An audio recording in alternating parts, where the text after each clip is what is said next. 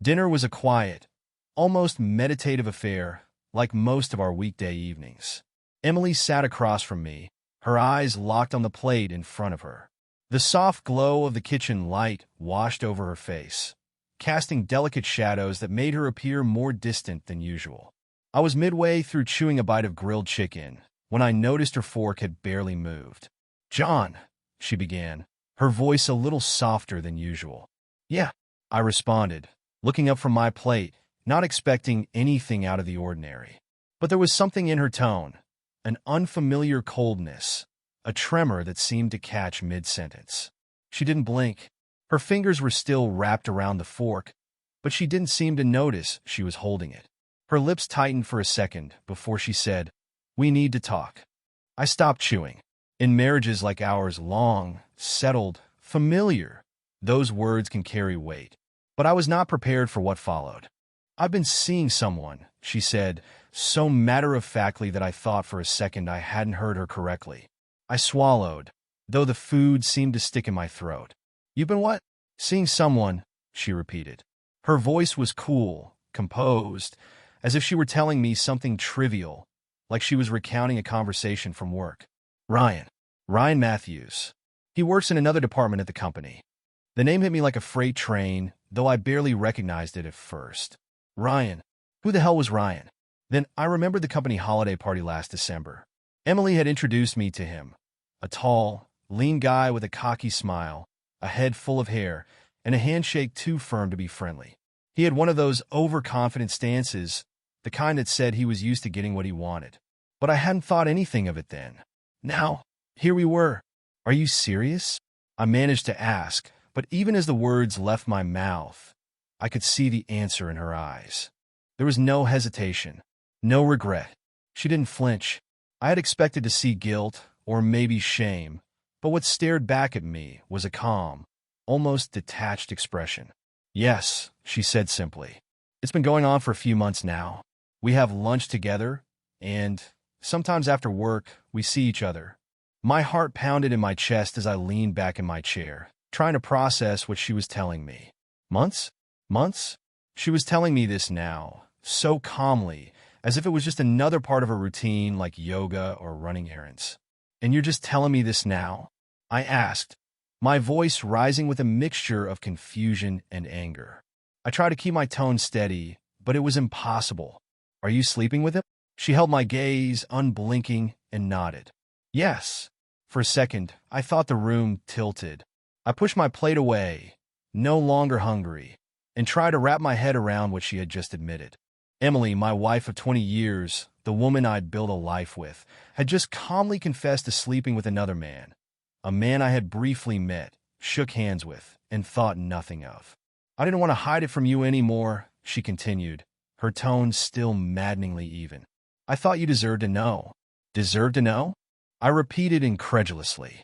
"You thought I deserved to know you've been screwing someone else for months? Are you hearing yourself?" She didn't wince at my words. Instead, she exhaled, as though she had prepared for this conversation for a long time. Maybe she had. "I didn't mean for it to happen, John," she said, and that's when I saw it, the tiniest flicker of something in her eyes. Was it sadness? Regret? Or maybe just a hint of exasperation? "It just did. I didn't go looking for it. It just happened." "It just happened?" I laughed bitterly, but there was no humor in it. "You don't just happen to fall into bed with someone, Emily." "I'm not trying to justify it," she said, her tone remaining frustratingly neutral. "I'm just being honest with you now. Ryan and I, it's not serious. It's not about love. It's not about you. It's different. Different." My mind raced as I stared at her, searching her face for any sign that this was some kind of horrible joke, some nightmare I'd wake up from. But her expression remained steady, unwavering. "Yes," she said, as if that explained everything. "It doesn't change anything between us. I still love you, John." I couldn't believe what I was hearing. She was sitting there, telling me about her affair, and then casually throwing in that she still loved me? "You're telling me you love me while you're sleeping with some guy from your office?" My voice cracked, the anger starting to seep through every word. "I do love you," she said, her eyes finally meeting mine with a strange intensity. "That hasn't changed." This thing with Ryan, it's just separate. It's nothing like what we have. Separate? I repeated, incredulous. I could feel my hands shaking as I gripped the edge of the table. You're cheating on me, Emily. How can you sit there and call it separate like it doesn't affect us? Like it doesn't affect me? It hasn't, she insisted. John, nothing has changed. I promise.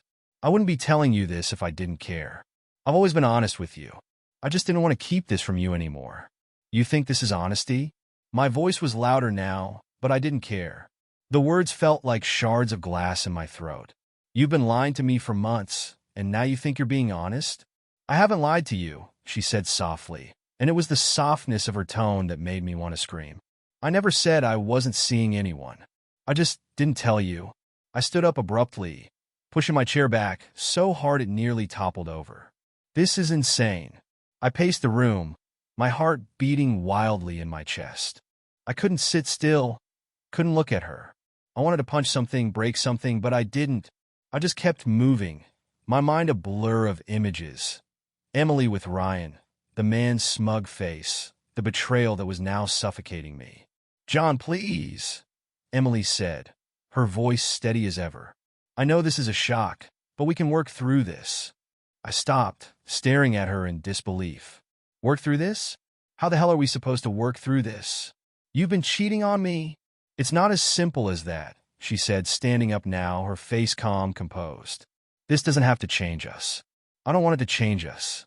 How can it not? I asked, my voice barely above a whisper. How can it not change everything? She took a step toward me, her eyes soft but determined. John, you're my husband.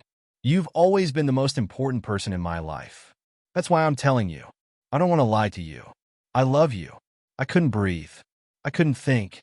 My world was spinning out of control, and she was standing there talking about love and honesty as if she hadn't just blown our life apart. I turned away, my hands trembling as I gripped the back of my chair. I need a minute, I muttered, more to myself than to her. John, I need a minute, I snapped, louder now, my voice shaking with barely controlled rage. Without another word, I stormed out of the kitchen, slamming the door behind me. Outside, the cool evening air hit me like a slap to the face, but it did nothing to calm the storm raging inside me. The woman I thought I knew, the life I thought I had, it was gone, shattered in an instant by a confession I never saw coming. I didn't sleep that night. I tried. God knows I tried, but my brain wouldn't shut down no matter how many times I rolled over, adjusted the pillows, or clenched my eyes shut. Emily's calm, emotionless voice echoed in my mind over and over again. I've been seeing someone. It was like she'd tossed those words out casually, with no more weight than telling me she forgot to pick up the groceries. I stared at the ceiling for hours, watching the shadows shift in the dim light until dawn began creeping through the blinds. When I finally got out of bed, I felt like I hadn't slept in days. Emily was already up. I heard the soft clinking of dishes in the kitchen as I shuffled out of the bedroom and headed downstairs. There she was, standing by the sink, sipping coffee as if nothing had happened. She looked serene. The same woman who had shattered my world last night was now standing there, calmly pouring herself a second cup of coffee like it was just another day. I took a deep breath, trying to keep my voice steady. Emily. She turned, her expression soft but unreadable. Morning, John. Do you want some coffee? I ignored the question, standing by the counter, my fists clenched at my sides. We need to talk about last night. Emily's eyes flickered, but she didn't flinch. She took a sip of her coffee, then set the mug down with a deliberate slowness. All right, let's talk. How long has it been going on? I asked, my voice harsher than I intended. How long have you been sleeping with him? Does it matter? She asked, her voice maddeningly calm. I already told you the important part. It's not serious. Not serious? I repeated, the anger rising in my chest. You've been cheating on me for months, and you're telling me it's not serious? She sighed, shaking her head as if I were missing some obvious point. John, you're making this bigger than it is. I'm not in love with Ryan. It's just something different, something I needed. Needed? I could barely keep the incredulity out of my voice. What the hell does that even mean? She looked at me, her expression unwavering. It means I needed to feel alive again. I needed something that wasn't about work or the house or us. Ryan gives me that. I stared at her, trying to process the words. This wasn't the Emily I knew. This wasn't the woman I'd built a life with for over 20 years. And you think that excuses it? You think that makes it okay? It's not about excuses, John, she said, crossing her arms, her tone still maddeningly reasonable. It's about me doing something for myself. This affair, it's not about you. It's not about us. It's about me. I couldn't believe what I was hearing. She was standing there, telling me that this wasn't about me, like that was supposed to make it better. Emily, you've been lying to me. You've been sneaking around behind my back. How is that not about us? I wasn't sneaking around, she said, her eyes narrowing slightly, her calm cracking just a little. I didn't lie. I never pretended I wasn't seeing someone. I just didn't tell you. I took a step forward, my pulse pounding in my ears. And what was I supposed to do? Just be okay with it? Just accept that you're off having your fun with someone else while I sit here like a fool? John, please, she sighed, brushing past me and setting her coffee cup on the counter. You're blowing this out of proportion. This doesn't change anything between us. I still love you. Stop saying that, I snapped, slamming my hand down on the counter. The sudden bang echoed through the kitchen, making her flinch just for a second. Stop saying you love me while you're screwing someone else. Do you even hear yourself? She didn't back down, though. She just stood there, arms crossed, her expression unreadable. I'm not asking for permission, John. I'm just being honest with you. Honest. I laughed bitterly, the sound coming out like a bark. Honest? You've been sleeping with this guy for months, and now you want to call it honesty? She took a step closer, her eyes hardening. I didn't have to tell you. I could have kept hiding it, and you never would have known. But I didn't want that. I didn't want to live with secrets anymore. I shook my head, my mind spinning. None of this made sense. It was like she had rehearsed this conversation 100 times in her head, but I was hearing it for the first time, blindsided by the cruelty of her casual admissions. How long, Emily? How long have you been with him? A few months, she said without hesitation. But it's not about the length of time. Where? I demanded. Where do you even? Does that matter? She interrupted, her voice growing sharper. What's the point of knowing? Are you going to feel better if I tell you where? I want to know. I hissed, the words barely contained. I want to know where, when all of it. Fine. She let out a long breath, running a hand through her hair. It started after work. We had lunch a few times, then drinks after. It wasn't some grand romance, John. It's just different with him. Different how? I asked, the bitterness seeping into every word. Different because he's younger? Because it makes you feel like you're not 46 anymore. She winced, and for the first time, I saw a crack in her calm demeanor. You're right. Maybe it is about that. Maybe it is about feeling young again. Maybe it's about things I didn't even realize I was missing until now. I stared at her, the weight of her words sinking in. This wasn't some temporary fling. This was deeper, more insidious. This was her grasping at something she thought she'd lost.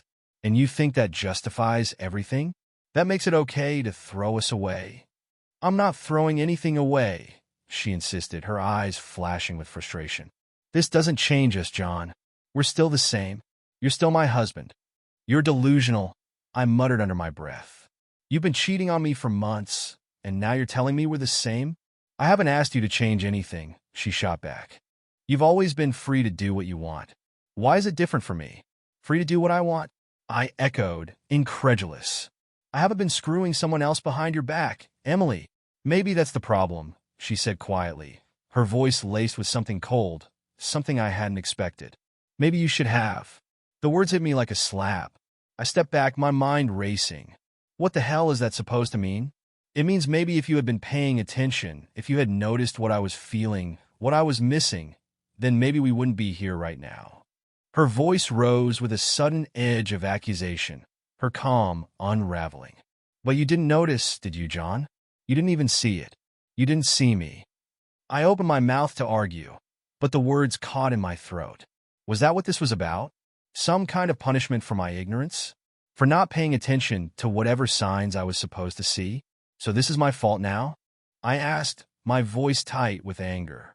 You cheat on me, and somehow it's my fault. I didn't say that, she snapped.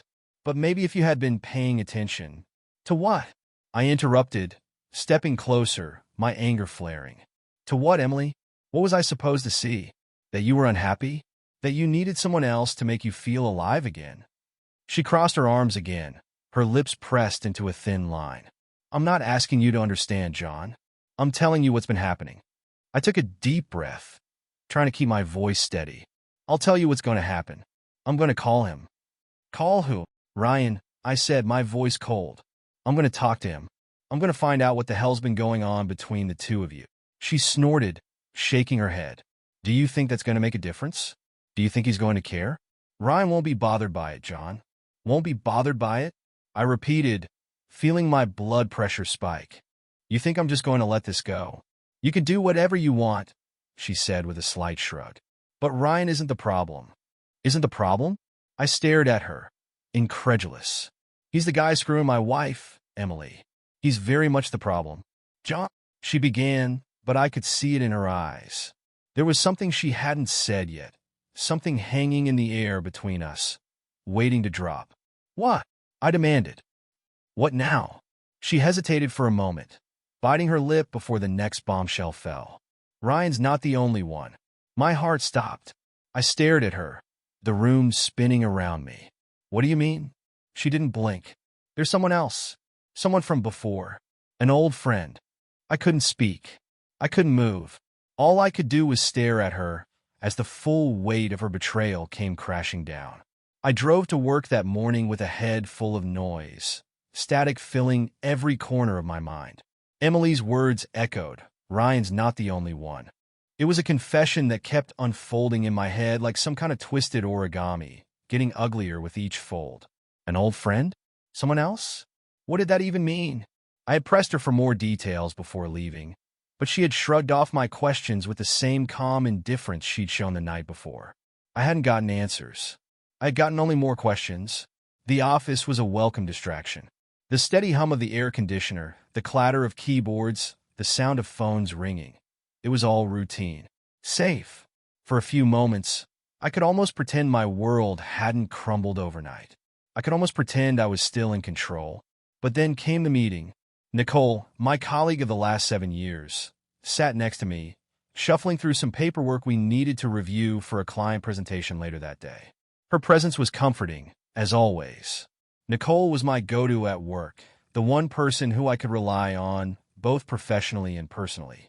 We had shared plenty of late nights working together, laughing at stupid jokes when we were running on caffeine and too little sleep. She knew my life, and she knew Emily, at least she thought she did. I couldn't hold it in any longer. Nicole, I said, my voice low enough that only she could hear. Can we talk? After work? She glanced up from her papers, raising an eyebrow. Of course. What's up? Not here, I muttered. After work. Drinks? She studied my face for a second longer than I was comfortable with, then nodded. Yeah, okay. Sure. The day dragged after that, each passing minute feeling like it stretched into hours. I went through the motions, meetings, emails, answering questions from junior staff, but all the while, my mind was on that conversation. I didn't know what I was expecting, but I knew I had to talk to someone. I had to get it out, or I'd explode. When 5 o'clock rolled around, Nicole and I headed to a small bar around the corner from the office. It was one of those places where the lighting is low, and the music is just loud enough to drown out unwanted eavesdroppers. We found a booth near the back, ordered 2 drinks, and sat in silence for a moment. All right, Nicole said, leaning forward slightly, her expression curious but concerned. What's going on? I ran a hand through my hair, trying to gather my thoughts. How do you even start a conversation like this? How do you drop a bomb like that on someone without sounding like your entire life has gone off the rails? It's Emily, I began, staring into my glass. She's having an affair. Nicole blinked, then leaned back in her seat. Enough for... Her voice was careful, almost measured. Are you sure? Yeah, I said, feeling a bitter laugh bubbling up from my throat. I'm sure. She told me herself. Last night. She didn't say anything for a moment, just watched me, her eyes narrowing slightly. With who? I hesitated. Some guy named Ryan. Works at her company. Nicole's expression didn't change. She nodded slowly, as if processing the information, then took a sip of her drink. I've heard of him. I've heard Emily mention him before. But damn, John, I'm sorry. I shook my head, staring into my glass. That's not the worst part. Nicole frowned. What do you mean? I took a deep breath. She told me there's someone else too. An old friend of hers. I don't even know who. She's been lying to me for months. Maybe longer. Nicole's eyes widened slightly, and for a second, I saw something flicker in them. Something that didn't sit right. She told you all this? Yeah. My voice was flat, my mind still struggling to make sense of it all. She just dropped it on me like it was nothing, like she was giving me a weather report. And now I don't know what to do.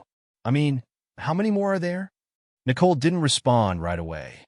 She just sat there, her fingers lightly tapping the side of her glass, her eyes darting to the side for a brief second. It was subtle, almost too subtle, but I caught it, that flicker of hesitation, of something. What? I asked, my voice sharper than I intended. What aren't you telling me? Nicole's fingers stopped tapping. She met my gaze, her lips pressed into a thin line. John, there are things I've heard. Around the office. I didn't think much of it at the time, but now I'm not so sure. My heart skipped a beat. What do you mean? She glanced around, as if checking to make sure no one was listening, then leaned in closer. There have been rumors. About Emily. People have talked. I didn't want to believe it, but believe what? I demanded, my pulse quickening. Nicole hesitated again, her eyes locking onto mine, and then she said it, the thing that would unravel everything. I've heard she's been involved with more than just Ryan, and not just men. The room seemed to tilt for a moment. I stared at her, my brain struggling to catch up. What are you saying? I'm saying, Nicole continued, her voice low, that people have talked about her. Being with women too. I blinked, my mind spinning. Women? This couldn't be happening. This couldn't be real. And you're just telling me this now? I didn't know for sure. Nicole said quickly, her voice defensive. I didn't want to say anything if it wasn't true. But now that you've told me about Ryan and the old friend, it makes sense. My throat felt dry, my hands shaking slightly as I gripped the edge of the table. So you think she's been cheating with who? Some random woman? Nicole's eyes dropped to the table for a split second, just long enough for me to see the truth in them. And then it clicked. Hard. It hit me like a punch to the gut, knocking the wind out of me. I stared at her, my mind racing, connecting dots I hadn't even realized were there. It's you. Nicole looked up, her face pale but steady. She didn't deny it. She didn't flinch. She just held my gaze, her silence speaking louder than any words. You've been sleeping with her. It wasn't a question. It was a statement. A fact. Nicole let out a long breath, running a hand through her hair. It wasn't supposed to happen like this, John. My world tilted again. The betrayal hit me like a wave, crashing down on me, pulling me under. How long? I asked, my voice barely above a whisper. She swallowed hard. A few months. It started before Ryan. Before Ryan. That meant Emily had been cheating with Nicole first. Nicole, the person I trusted, the person I'd turned to for help, had been part of the web of lies the entire time. It wasn't like with him, Nicole said quickly, as if that somehow made it better. It wasn't physical, not like that. It was different. I could barely process what she was saying. Different? How the hell is this different? Nicole shifted in her seat, her face full of guilt. It wasn't about sex, John. Not at first. It was about connection. Emily needed something. She needed someone who understood her, who could. Don't. My voice cracked as I cut her off. Don't give me that. Nicole's mouth snapped shut, and for a moment, we just sat there, the tension between us suffocating. I didn't know what to say. I didn't know what to feel. All I knew was that the woman sitting across from me, the one person I thought I could count on, had been part of this whole mess from the start. I didn't mean to hurt you, Nicole said softly, her eyes pleading. I care about you, John. You know I do. I shook my head, my heart pounding in my chest. How could you do this? How could she do this? John, please.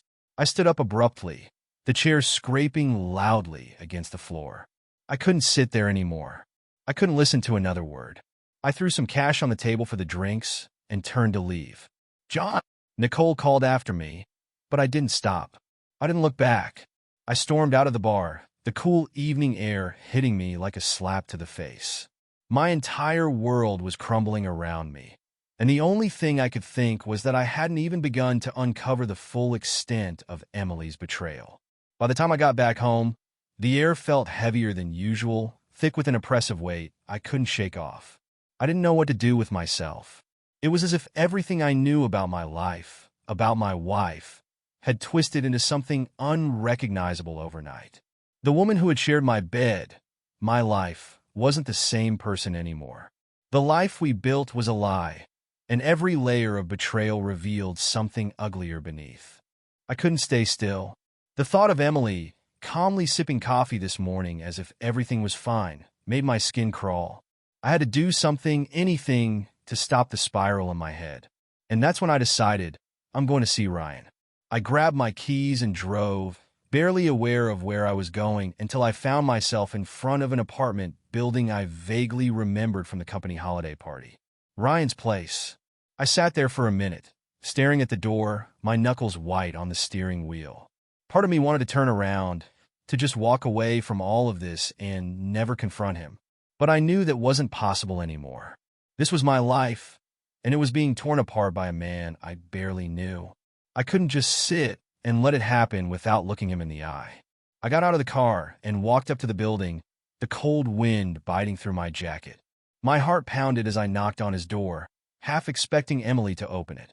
I imagined her standing there, looking at me with that same infuriating calm, as if her betrayal was a minor inconvenience. But when the door finally swung open, it wasn't her. It was Ryan. He stood there, shirtless, wearing only a pair of sweatpants, his expression surprised but not particularly alarmed. "John," he said, running a hand through his tousled hair. "Didn't expect to see you here." I pushed past him, not bothering with pleasantries. "Where is she?" I demanded, scanning the apartment. It was small but neat, typical bachelor decor. Leather couch, a couple of framed posters on the walls, and the faint smell of cologne and stale beer. "Who?" Ryan asked, closing the door behind me with an annoying sense of calm. "Emily," I snapped. "Where is she?" Ryan sighed, as if he'd been expecting this moment to come. He walked over to the kitchen counter and grabbed a bottle of water, taking his time before answering. "She's not here, John." I stared at him, my fists clenching at my sides. "Don't bullshit me. I know you've been seeing her. She told me everything." "I'm not bullshitting you," he said, his voice annoyingly calm. "She's not here. Hasn't been here in a while."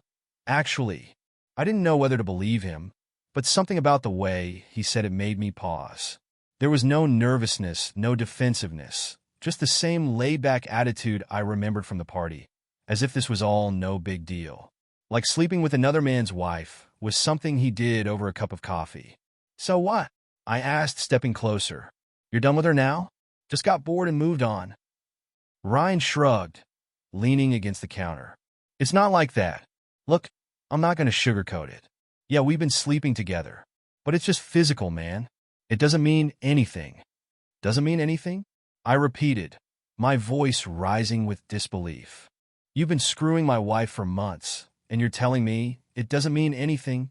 "Look," Ryan said, holding up his hands as if trying to calm me down. "I'm not trying to disrespect you. Emily's a great woman, but she's been distant for a while now. It's not like it used to be." "Like it used to be?" I felt my stomach twist as his words sank in. "What the hell are you talking about?" Ryan sighed again, as if he had to explain something obvious to a child. "She's been pulling away, John. Even with me. We haven't connected in weeks. I don't know what's going on with her, but it's like she's not really present anymore. Not with me, at least." I stared at him, trying to make sense of what he was saying. Emily had been distant with him too? "Why are you telling me this?" "Because," Ryan said, taking another sip of water, "it's over, man. Whatever we had, it's done.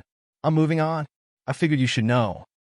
Part of me felt a strange, twisted sense of satisfaction at hearing this. At least that chapter of her betrayal was over. But it didn't make me feel any better.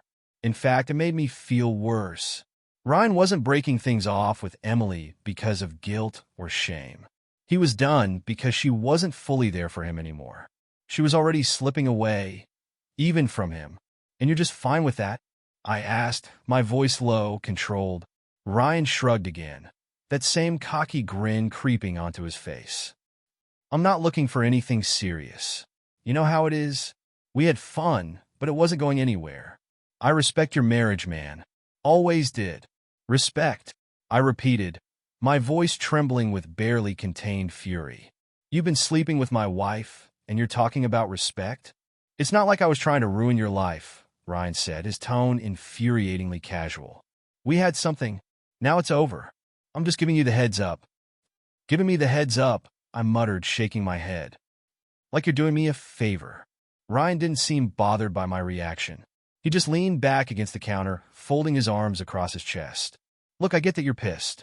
I would be too. But whatever's going on with Emily, it's not about me. I'm not the reason she's pulling away. If anything, she's already moved on from both of us. The words hit me like a slap. What do you mean? Both of us? Ryan tilted his head slightly, watching me carefully. You didn't know? She's been seeing someone else. My breath caught in my throat. What? Yeah, he said, nodding slowly. I don't know who. Some younger guy from what I've heard. She's been meeting him at different places. Some cabin, maybe? I don't know the details. All I know is she's been pulling away from me because she's spending time with him. A cold wave of realization washed over me. The cabin. He had to be talking about the lake house. Our lake house. The one we used to visit every summer with the kids. The place where we had spent countless weekends swimming in the lake, roasting marshmallows, talking about the future. The place I thought was sacred, untouched by the mess our lives had become. And now she was using it to meet him. Some younger man. Another betrayal. I couldn't breathe. I couldn't think. It was like every corner of my life was being tainted, corrupted by her infidelities. It wasn't just about Ryan. It wasn't even about Nicole. There was someone else, someone new, someone younger. And she was meeting him in the one place I thought was still ours. Ryan's voice cut through the fog in my mind. Look, man, I don't know what's going on with her. But if I were you, I'd talk to her. Figure out what you want. Because from where I'm standing, it seems like she's already halfway out the door. I didn't respond. I couldn't. I turned and walked out of the apartment, my mind reeling. Ryan's words echoed in my head, each one cutting deeper than the last. I had come here for answers, but all I had were more questions. And the weight of it all was pressing down on me, suffocating me, until I felt like I couldn't take it anymore. I drove home in a daze, barely aware of the world around me. By the time I got there, it was dark. I sat in the driveway for a long time, staring at the house. The house we had built together. The house where we had raised our kids. The house that now felt like a stranger's home. Emily was inside waiting. I didn't know what I would say to her. I didn't know if I had the strength to confront her again. But I knew one thing. This wasn't over. Not by a long shot. I drove north that afternoon, the narrow country road winding like a dark thread through the trees. The sky was heavy with clouds, thick and low, but my focus was sharper than it had been in weeks. The miles passed in a blur, my mind fixated on one thing, the lake house. Our lake house. It had always been our escape, a place where the world slowed down and the noise of everyday life disappeared. Emily and I had spent countless summers there with the kids, swimming in the lake, barbecuing under the stars, making plans for the future. It was sacred, untouched by the mess we were in now. Except, it wasn't anymore. That's what Ryan had said. She was taking someone else there. Some younger guy. I gripped the steering wheel tighter as the car climbed the final stretch of road, the trees opening up to reveal the familiar cabin at the end of the gravel driveway. Emily's car was parked outside, just like I feared it would be. I could feel my heart pounding in my chest, a dull roar in my ears as I pulled up next to it. I sat there for a moment, staring at the front door. The same door we had walked through so many times together. Only now it felt different. Tainted. Everything did. I killed the engine, got out, and walked toward the cabin, my footsteps crunching on the gravel. The air was cool, the wind rustling through the trees, but it did nothing to calm the storm brewing inside me. I reached for the door, my hand shaking slightly as I turned the knob and stepped inside. The first thing that hit me was the silence. The cabin was quiet, eerily so, like the air was holding its breath. I scanned the living room, my eyes flicking over the familiar furniture, the worn leather couch, the old rocking chair by the fireplace. Everything looked the same, but it wasn't. Not anymore. I moved through the room slowly, listening, waiting for some sign that she was here. I half expected to hear voices, laughter maybe. The thought made my stomach twist, but there was nothing, just the low hum of the wind outside. The door to the bedroom was half open. I could see a sliver of the bed, the edge of the comforter. I swallowed hard and pushed the door open the rest of the way. The room was empty, but it wasn't just empty. It was filled with things that didn't belong.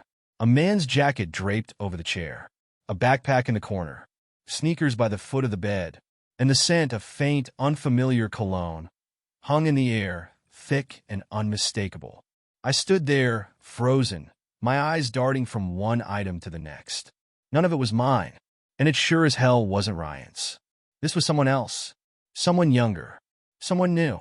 I felt the ground shift beneath me, like I was teetering on the edge of a cliff, one step away from falling into an abyss I couldn't climb out of. My wife, had brought another man here, to our place, and I was standing in the middle of it, surrounded by the evidence of her betrayal. I don't know how long I stood there before I heard the sound of tires crunching on gravel outside. My body moved on autopilot, carrying me back to the front door just as Emily stepped out of her car. She froze when she saw me, her eyes widening for a split second before she caught herself. "John," she said, her voice careful, guarded. "What are you doing here?" I didn't respond right away. I couldn't.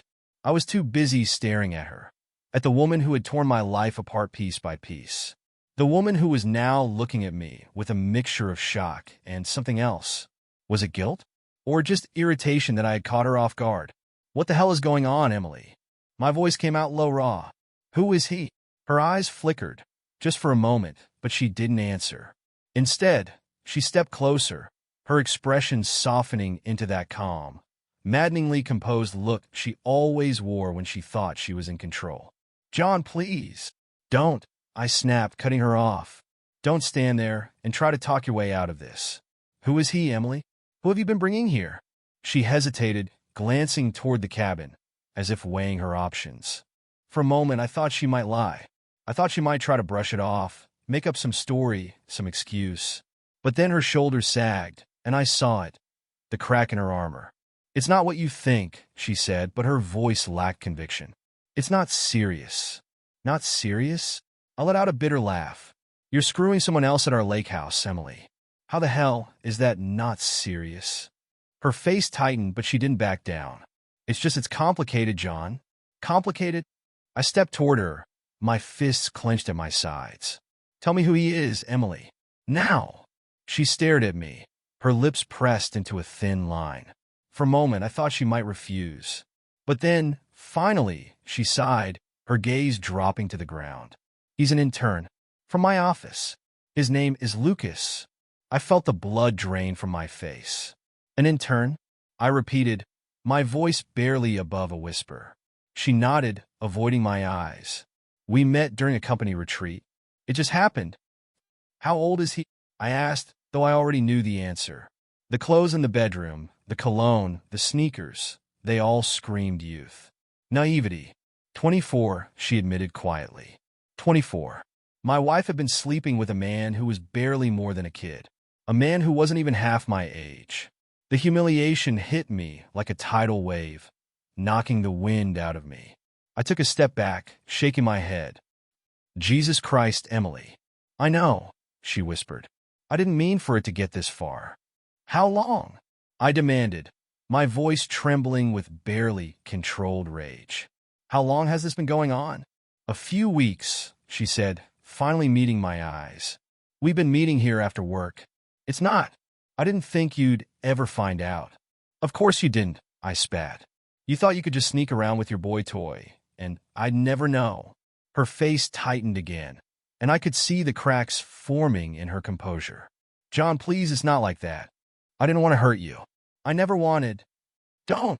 I snapped, cutting her off again. Don't you dare stand there and tell me you didn't want to hurt me. You've been lying to me for months, Emily. You've been screwing Ryan, screwing Nicole, and now this kid? What the hell is wrong with you? Tears welled up in her eyes, but I didn't care. I was beyond caring. I wanted answers. I wanted the truth, no matter how much it hurt.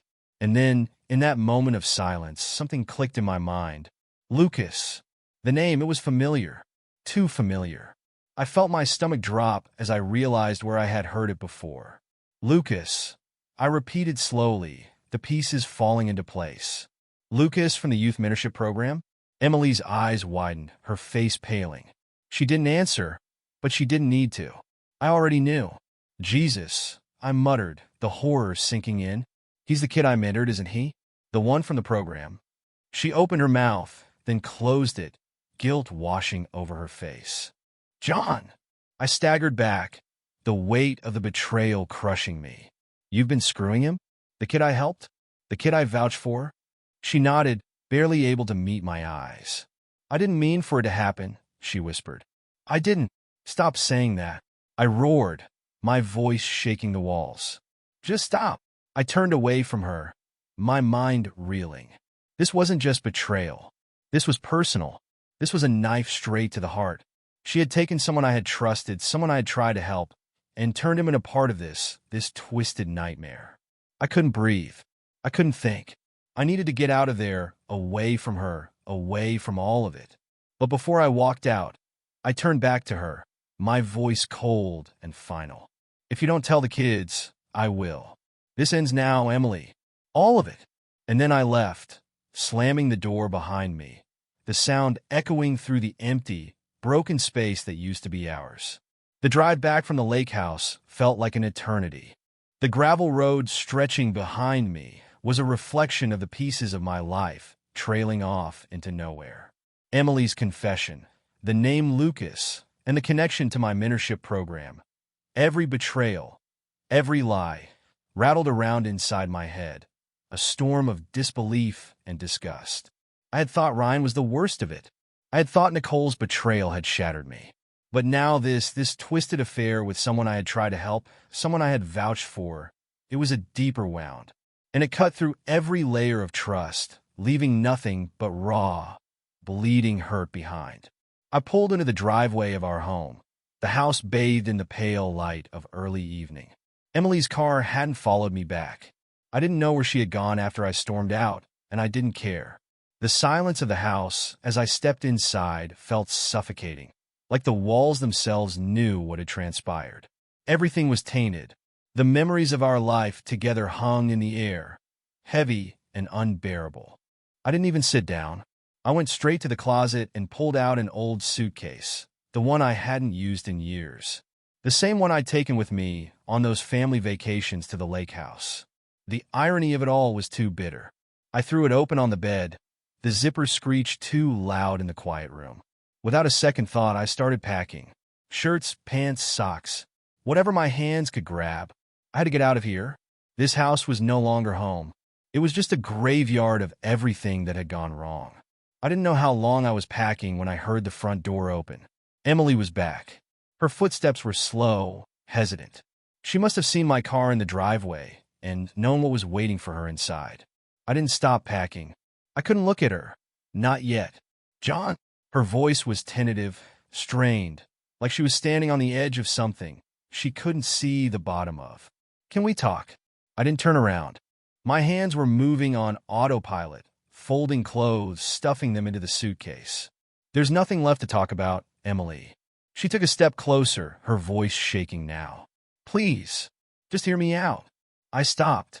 My hands froze over the suitcase, but I didn't turn to face her. You've lied to me. You've betrayed me. There's nothing you can say that'll change that. She didn't answer for a long moment, and I could feel her struggling to find the words. I'm lost, she whispered finally. I don't know how to fix this. Fix this? I turned then, facing her. My voice was colder than I'd ever heard it. You don't fix something like this, Emily. You don't fix what you've done. Tears welled up in her eyes, but I didn't feel sympathy. Not this time. John, I never meant for any of this to happen. I didn't know how far it would go. Didn't know?